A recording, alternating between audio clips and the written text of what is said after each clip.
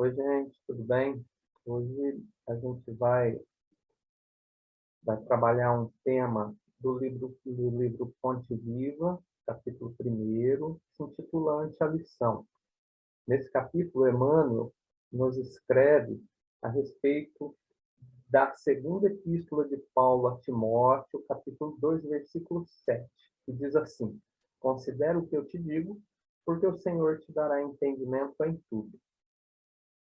Bom, Emmanuel começa dizendo assim: ante a exposição da verdade, não te esquives a meditação sobre as luzes que recebes.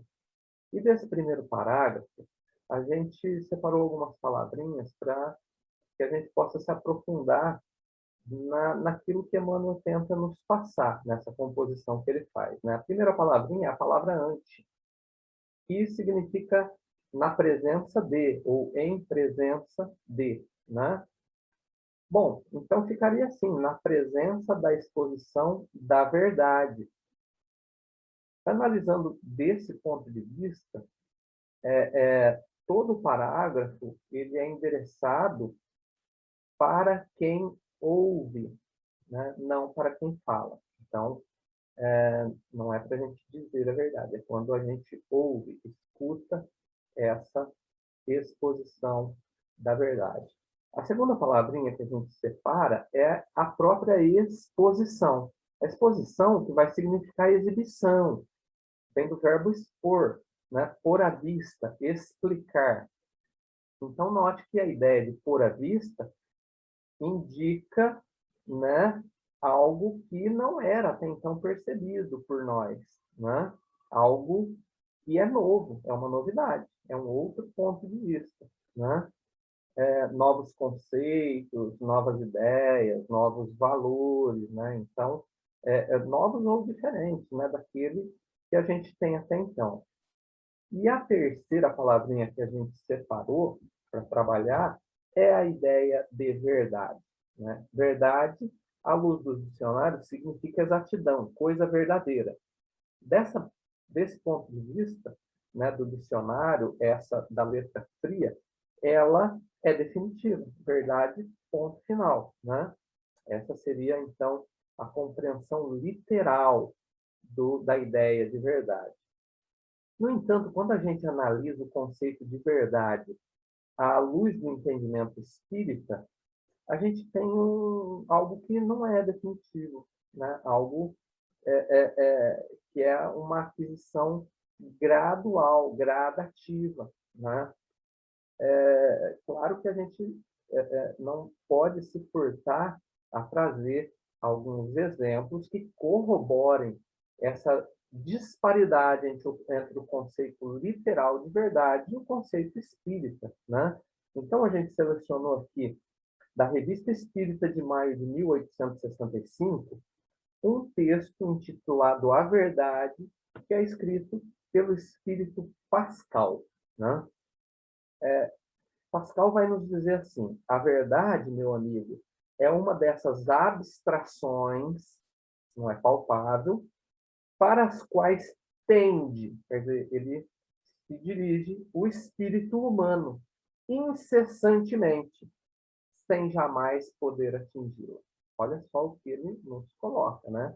Então, essa verdade inatingível. Mas por que a gente não pode atingir?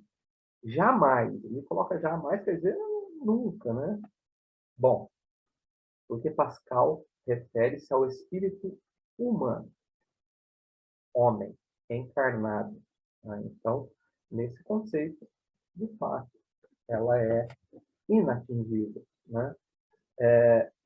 No Livro dos Espíritos, na questão 86, que a gente vai se apropriar de outro argumento que vai reforçar essa ideia, né? E na questão 86, nós vamos ver os espíritos nos apresentando mundos onde o espírito não tem mais a necessidade de corpos como os nossos, ou seja, não se tratam mais de espíritos humanos. Porque quando a gente usa o termo humano, a gente está se referindo ao corpo que nós ostentamos aqui, que passa a ser exatamente aquilo que nos oferece a nossa própria, pelo qual nós nos reconhecemos, né? Mesmo depois de desencarnado, a gente vai surgindo no plano espiritual com um corpo plasmado no perispírito. Então, na questão 86, existem mundos onde o espírito já não tem mais a necessidade desse corpo, né? E mesmo nesses mundos mais básicos, onde o corpo se faz dispensável pelo nível evolutivo, ali ainda não encontraremos essa verdade definitiva. Aonde, a que nível pertence a verdade definitiva? Essa completa, essa que seria a literal do dicionário. Essa pertence a um espírito puro, espírito que já se completou, né? Ele já cursou toda a escola da vida e está pleno. Então, é esse espírito. Né? E é por isso que a gente que nós afirmamos, né, que o espírito humano, e Pascal afirma também que o espírito humano ele jamais atingirá a verdade. Voltando ao texto de Pascal, ele vai nos dizer ainda, seguindo a direção que segue a verdade em sua marcha ascendente, note que é gradual, né? O espírito humano está na rota providencial, mas não lhe é dado ver seu termo, ou seja, seu fim. Quer dizer, o fato de jamais atingirmos a verdade completa como humanos, né, não implica que nós não estejamos cumprindo o nosso fim em busca da verdade. Então, estamos sim cumprindo o fim, estamos no trajeto, estamos caminhando para essa verdade, né, tal qual nos enumera a própria lei de evolução, lei de progresso. Né? Emmanuel também vai discorrer sobre esse tema no livro Fonte Viva, capítulo 173, o texto que se intitula Ante a Luz da Verdade. Ele vai nos dizer assim: não seremos libertados pelos aspectos da verdade ou pelas verdades provisórias de que sejamos detentores. Percebe? Ele usa esse termo, verdades provisórias, né? Porque elas são exatamente isso que ele nos oferece. As nossas verdades hoje são provisórias, né? Não são definitivas. Elas vão agregando outros elementos para que se torne a cada passo da jornada mais e mais ampla. Ele continua dizendo assim: muitos se afeiçoam a certos ângulos da verdade e transformam a própria vida numa trincheira de luta desesperada, perdendo inclusive a esperança, né? A despeito de defendê-la, essa verdade que ele cita como provisória, quando não passam de prisioneiros do ponto de vista. Prisioneiros do ponto de vista, né? E prisioneiros voluntários, né? Que voluntariamente se aprisionam. Nós nos aprisionamos voluntariamente, onde quer que haja orgulho, vaidade, então a gente vai se aprisionando nesses pontos de vista, né? Sem conseguir compreender que são, sim, verdades, mas são, sim, provisórias. Elas serão transferidas para outros elementos superiores ainda. Né? Então, e Emmanuel, notem que nesse texto ele está discorrendo sobre João, capítulo 8, versículo 32, que diz assim: conhecereis a verdade vos libertará. Né? Quer dizer, essa verdade que liberta é tanto a provisória, desde que nós compreendamos que ela é provisória, mas também tem uma forte referência a essa verdade finalística, né, de quando atingimos a perfeição. Né? Essa sim, plenamente libertadora. Os degraus que a antecedem vão nos libertando, mas também dentro dessa gradatividade que a espiritualidade nos oferece aqui. Né? Então, voltemos ao texto de Emmanuel agora. Quem fita o céu de relance, sem contemplá-lo, não enxerga as estrelas. E quem ouve uma sinfonia sem abrir-lhe a acústica da alma, não lhe percebe as notas divinas, ele vai dizer. Emmanuel ressalta aqui que existe uma grande diferença entre ouvir e compreender, ver e enxergar, conforme conceitua o próprio Jesus em Mateus, capítulo 13, versículo 14, né? Ele segue dizendo assim, debalde em vão, né? Quer dizer, debalde, em vão. Escutarás a palavra inspirada de pregadores ardentes. Não interessa de quem é essa palavra, né? Nós vamos escutar em vão se, daí vem a condição, né? Para que isso se concretize, né? Se não descerrares, quer dizer, se não abrir o coração para que teu sentimento mergulhe na claridade bendita da palavra inspirada que ele comentou, né? A gente percebe isso com muita clareza ao ver a passagem do próprio Messias, de Jesus, naquele planeta. Imagina a palavra de um espírito puro. Imaginem o poder, a capacidade de transformação que tem uma palavra dessas, né? E ele diz que essa palavra é em vão se nós não conseguimos abrir o nosso coração, né? Então, era assim, a gente percebe os momentos em que Jesus está oferecendo verdades bastante amplas e alguns grupos não conseguem penetrar sequer 1 milímetro nessas verdades, né? Por conta de orgulho, por conta de vaidade, né?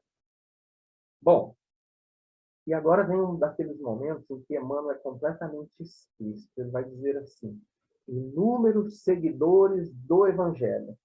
Eu vou fazer uma pausa aqui, porque é interessante perceber que ele refere-se a nós, que já, de alguma maneira, em algum grupo religioso, nos dedicamos a seguir o Evangelho, né? Então, ele refere-se a todos os cristãos que estão no planeta.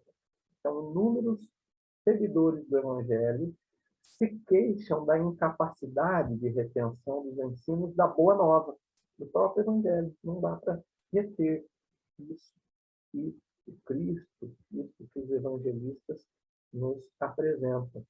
Por quê? Ele diz assim, afirmando-se ineptos, ou seja, incapazes, à frente das novas revelações, que nem são tão novas assim, né? Vamos lá, tem 2000 anos aí.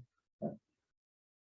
Isto porque não dispensam maior trato à lição ouvida, demorando-se longo tempo na província da distração e da leviandade. Né? Quais sejam essas províncias, gente? Bom, distração é desatenção mesmo, né? É distanciamento. A gente ouve meio de longe, né? Refere-se a nós, cristãos. Então, quantas vezes a gente não está numa palestra espírita, né? Nós estamos em um culto, seja lá de que religião você que está nos ouvindo pertence, a gente está afastado, ou só o corpo está lá, mas a mente está em outro lugar, né? Então, essa é uma das condições que Emmanuel elenca como a ineficiência em absorver aquele conteúdo que está sendo oferecido. E a outra é a leviandade. O que é leviandade? Leviandade é falta de reflexão, falta de opinião, né?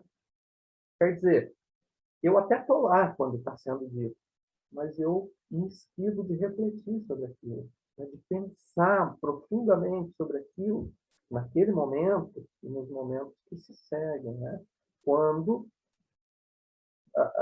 o próprio Deus nos oferece oportunidades, né, de aplicar aquela situação. Então, está falando da caridade, daqui a pouco vem uma pessoa necessitada e solicita o nosso auxílio, o nosso amparo, e a gente não reflete naquilo que a gente muitas vezes acabou de escutar, né, porque acontece a contínuo às vezes, né?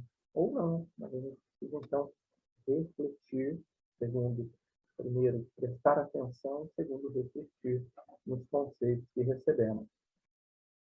E aí a gente fala da poesia, dos momentos poéticos de Emmanuel, né? E o que se segue é justamente um desses momentos poéticos, porque Emmanuel vai falar assim, ó, quando a câmara permanece sombria, somos nós quem desata o ferrolho à janela para que o sol nos visite. Emmanuel está usando uma poesia fantástica, né? um quarto alegórico, refere-se à nossa intimidade, né? A câmara íntima de cada um de nós, né? Que está em sombras, mas cabe a quem está dentro desse quarto desatar o ferrolho para que a janela se abra e a luminosidade penetre nesse quarto que nos compõe, né? Então, de forma bastante poética, Emmanuel nos apresenta essa que é uma responsabilidade nossa. E nem mesmo a palavra mais inspirada, a gente usou o exemplo de Jesus, que reforça esse exemplo de novo, né? Nem mesmo a palavra mais inspirada toca a escuridão íntima de nós mesmos se nós não nos propusermos a abrir, a soltar o ferrolho das nossas janelas, a janela da nossa alma. E Emmanuel continua dizendo assim: dediquemos algum esforço à graça da lição, e a lição nos responderá com suas graças, né? Ele brinca poeticamente, de novo, com essa frase, né? Utilizando a polissemia da palavra graça, né? Porque dediquemos algum esforço à graça da lição, à beleza, graça no sentido de beleza da lição. E a lição nos responderá com suas graças, quer dizer, com seu auxílio, né? Olha só, a palavra graça, que tem dois entendimentos, e ele brincando, né? Poeticamente com essa frase, né? Que maravilha. Emmanuel é esse espírito elevado que consegue nos apresentar beleza e poesia e valores, acima de tudo, né? Utilidades para a nossa vida.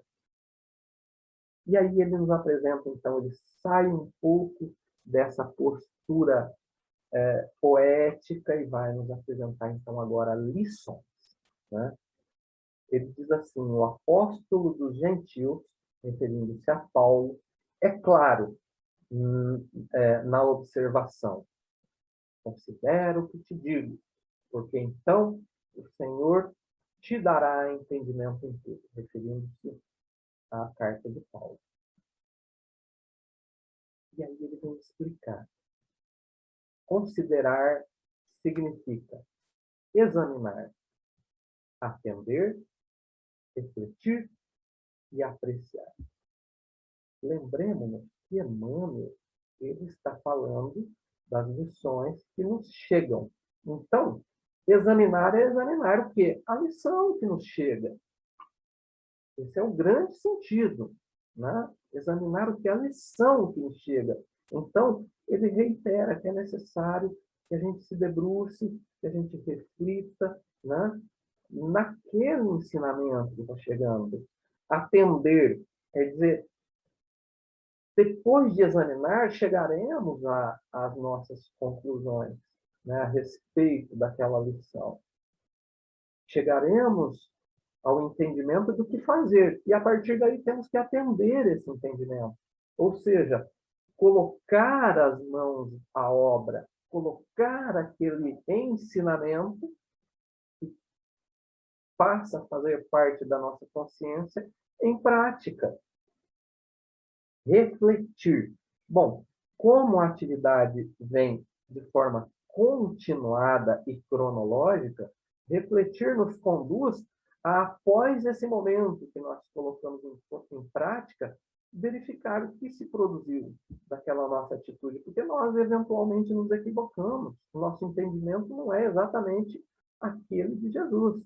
Então, refletir seria meditar naquilo que se produziu da prática que nós colocamos. Muitas vezes a gente vai estar em equívoco e vai novamente reexaminar. Então.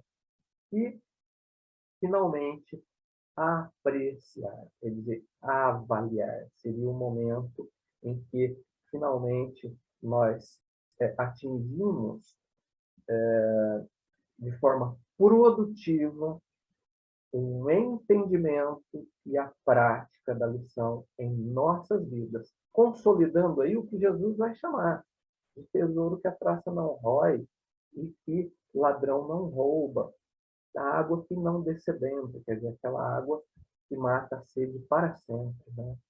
Passa, então, o ensinamento, a fazer parte de nós, porque nós já o aplicamos, né? Transformamos o que Jesus vai chamar de porta estreita, né? Emmanuel vai concluir dizendo assim: estejamos, pois, convencidos de que, prestando atenção aos apontamentos do Código da Vida Eterna, o Senhor, em retribuição à nossa boa vontade, dar-nos-á entendimento em tudo. Né?